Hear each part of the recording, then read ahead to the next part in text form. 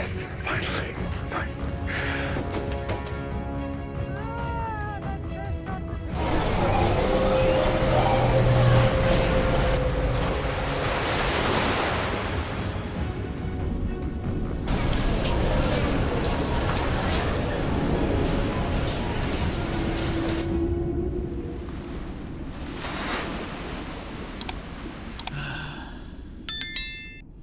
In Iowa, where large alligator farms provide skins and meat to the market, a historic flood hit in May 2023.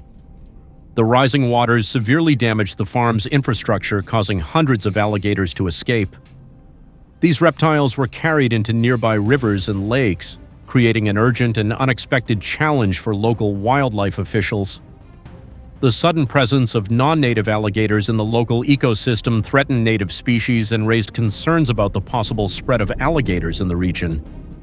This event highlights the unintended impacts extreme weather can have on agriculture and wildlife management.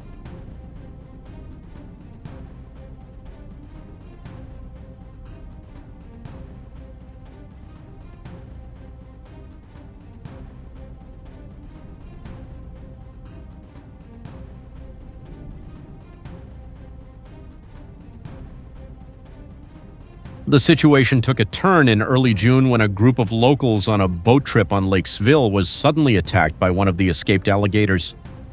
Likely disoriented from the flood, the alligator approached their boat and launched an attack. Thankfully, the group was able to defend themselves using paddles and other objects, successfully driving the animal away. They quickly made it back to shore, shaken but unharmed. This incident raised serious concerns about the presence of these non-native alligators in local waters and the dangers they could pose to public safety. It also increased demands for stronger wildlife management measures to address the aftermath of the flood.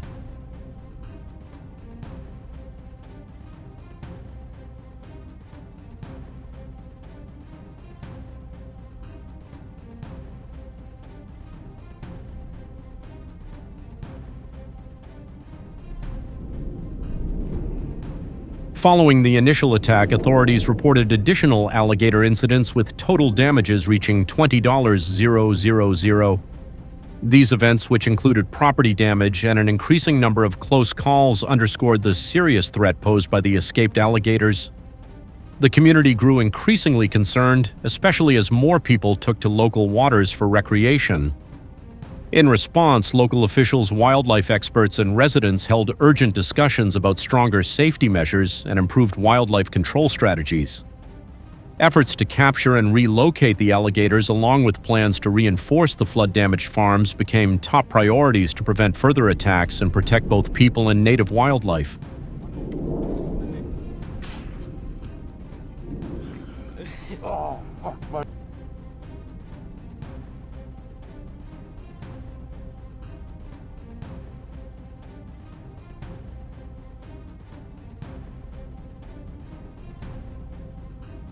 To tackle the escaped alligator problem, the Iowa state government partnered with the Iowa Wildlife Conservation Fund to introduce regulations aimed at managing the alligator population.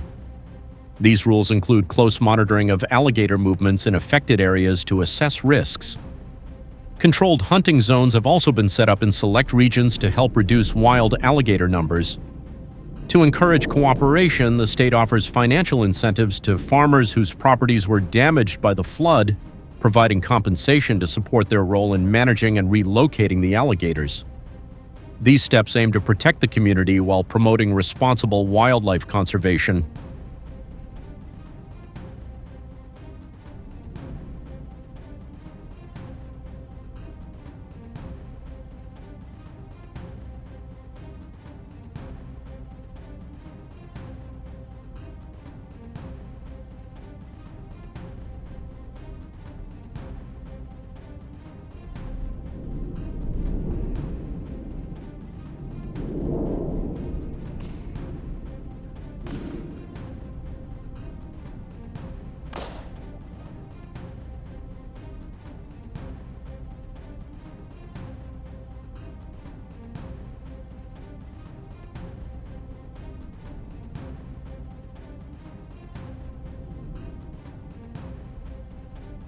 Hunters must meet specific requirements to participate. They are required to hold a valid hunting license, which involves passing both a written test and a practical skills assessment. In addition, hunters need to secure a permit for designated hunting zones, provide proof of insurance, and pass a background check to ensure they have no previous wildlife-related violations. Failure to comply with these rules can result in serious penalties, including fines up to $5,000 and possible revocation of hunting privileges.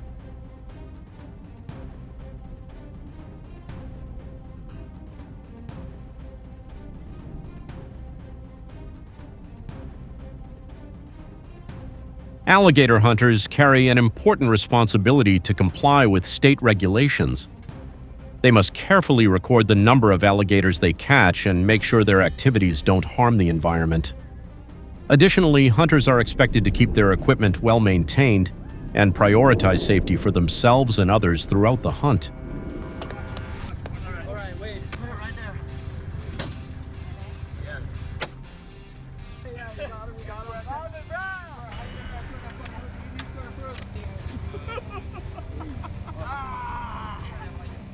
Between 2020 and 2022, the alligator population dropped from 4,000 to 2,000.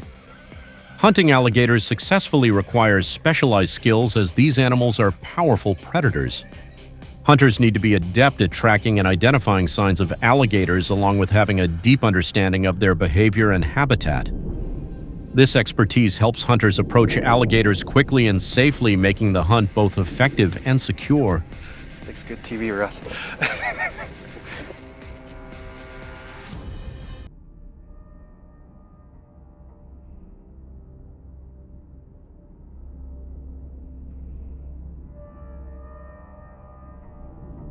Alligator hunts can last between 8 to 12 hours and often occur in tough environmental conditions. Because of this, hunters need to be physically strong and resilient. In Iowa, the use of firearms for alligator hunting is strictly regulated to ensure safety and ethical standards. Hunters typically use Winchester .308 rifles or 12-gauge shotguns, which offer long-range accuracy and precision, allowing them to shoot alligators from a safe distance.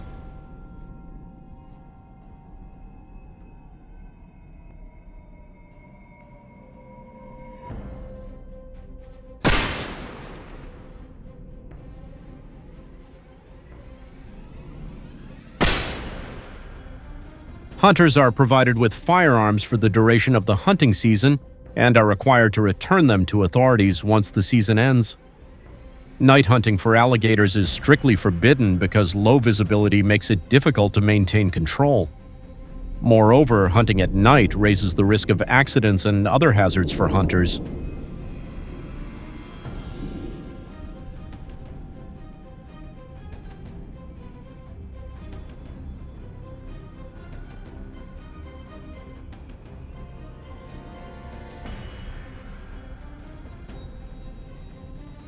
To ensure safety and effectiveness, alligator hunting licenses are only valid during daylight hours. In addition to hunting, traps are also used to capture alligators, helping to reduce their population. This trapping effort is a key part of managing invasive species and supports official programs aimed at controlling alligator numbers.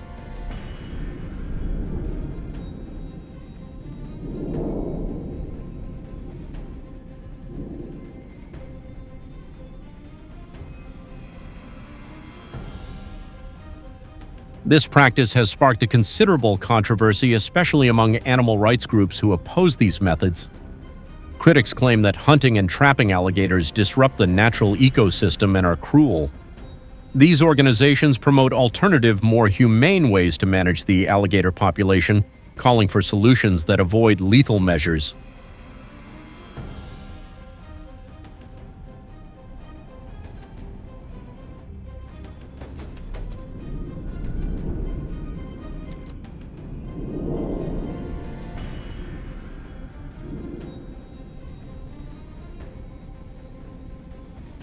There are also worries that alligator hunting might lead to illegal trafficking of alligator skins.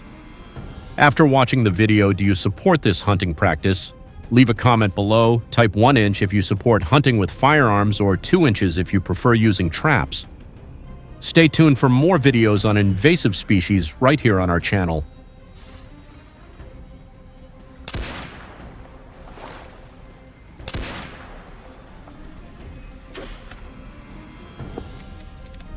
And I did.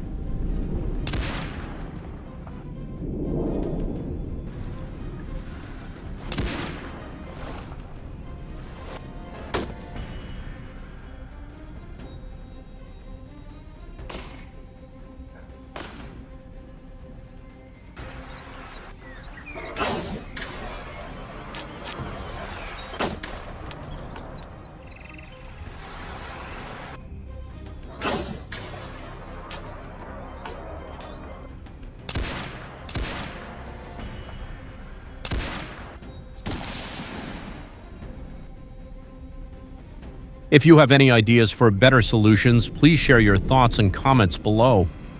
Don't forget to like, share, and subscribe to our channel to support future videos.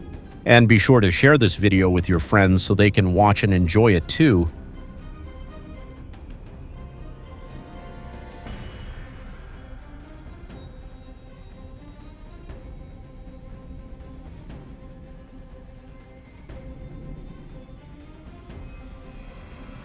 Hello everyone, I've just arrived in a fishing village in the Faroe Islands where traditional whale hunting is still practiced. We weren't sure how the locals would respond to our presence, especially given how sensitive and controversial this topic can be. Please be aware that some of the footage in this report may be upsetting as it shows the realities of whale hunting in this region, a practice that has been part of the culture for centuries. Our aim is to present a respectful and informative perspective while recognizing the wide range of opinions that surround this tradition.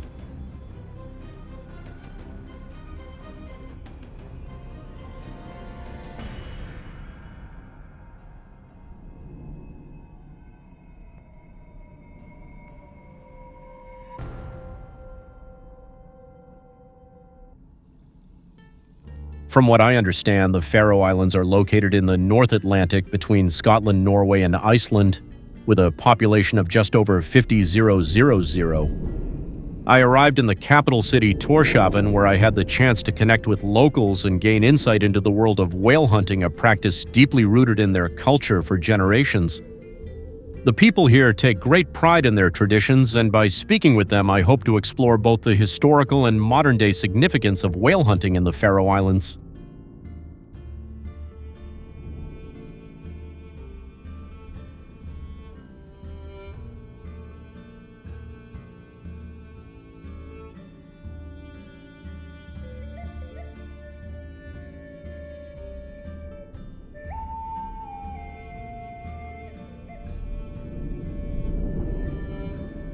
That's right.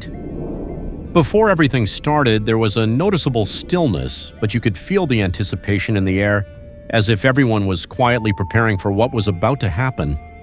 The participants were getting ready, discussing their plans and how things would unfold. It was the calm before the action.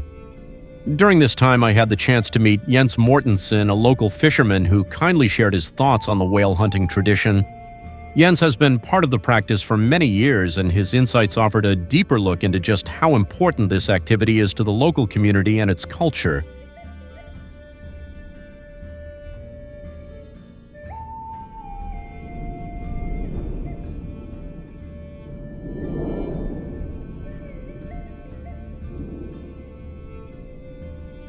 This man sees whale hunting as a vital part of both the livelihood and cultural identity of the Faroe Islands. He compares it to the slaughter of pigs or cattle practices that are common around the world but don't typically face the same level of criticism. He points out that whale meat remains a staple food for many families in the community, offering essential nourishment.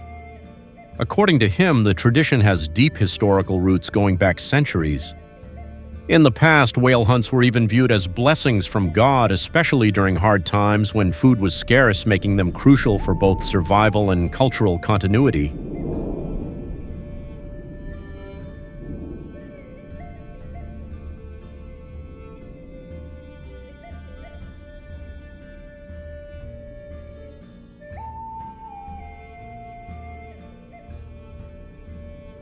Since ancient times, when the sea was the islanders' main source of food, they've learned to make the most of what nature offers, including the pods of whales that pass through these waters each summer.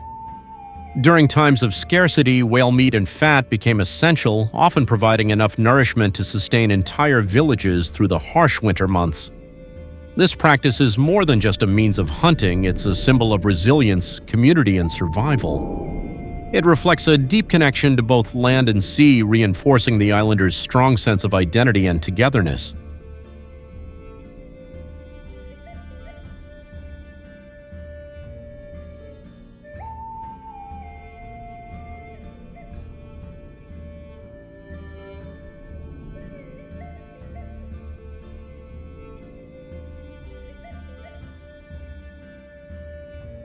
However, this practice has come under heavy criticism from international organizations like Sea Shepherd, who argue that it is inhumane and threatens whale populations.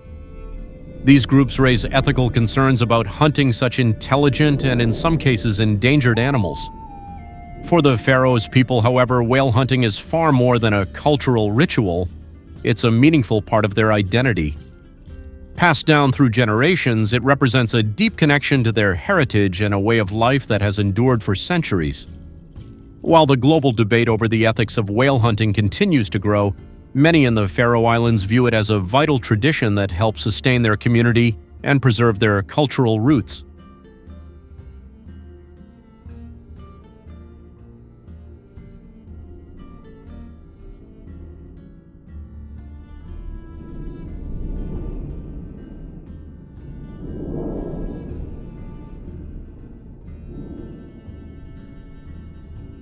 The strong connection to tradition motivates the local people to continue whale hunting, even in the face of outside pressure and increasing criticism.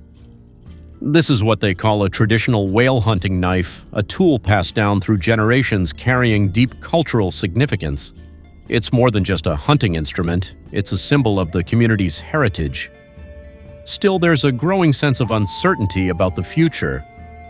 With shifting global attitudes and tightening regulations, it's possible that by next year, tools like this may no longer be allowed, signaling the potential end of a long-standing tradition that has helped shape the Faroes' identity.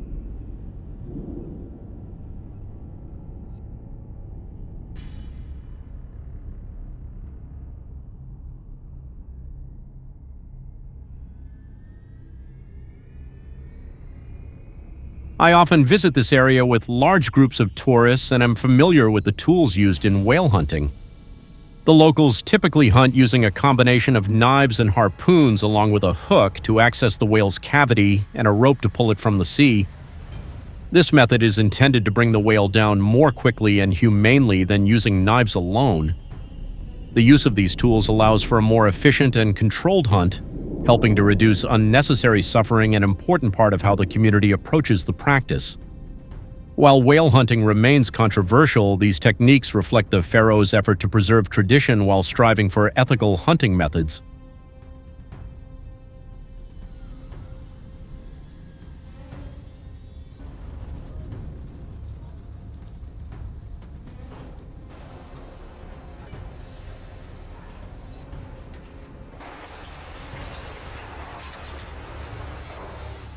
Professional fishermen in the Faroe Islands are so skilled that they can bring down a whale in just 2 seconds, a remarkable display of their expertise and long-standing experience. Processing whale meat isn't just a routine task, it's a source of pride for the community. Every day, hundreds of pounds of whale meat are prepared, serving as a crucial food source for local families. This practice plays a key role in the island's culinary traditions, with whale meat featured in many classic Faroese dishes. It's a deeply rooted part of their lifestyle, reflecting the islanders' strong connection to the sea and its resources.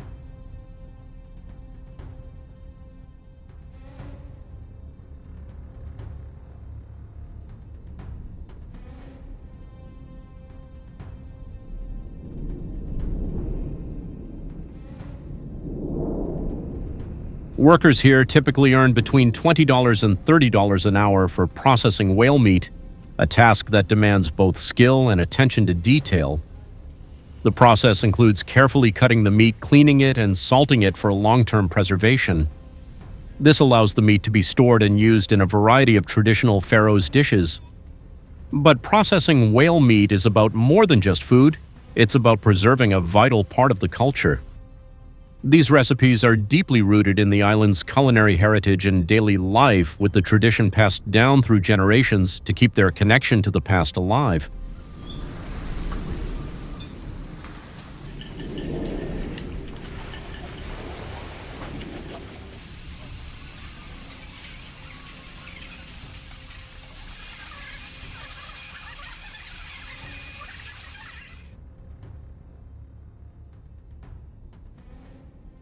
I want to return to the issue of mercury in whale meat, which has become an increasing concern. It's well known that eating whale meat carries health risks mainly due to its high mercury levels. A 2014 study found that 99% of people are aware of the warnings to limit or avoid whale meat consumption, yet many still choose to ignore them. While not everyone dismisses these recommendations, young women especially need to be careful since mercury can seriously impact reproductive health. The presence of mercury in whale meat poses long-term health risks, but despite this awareness, its cultural and nutritional importance often leads people to continue eating it.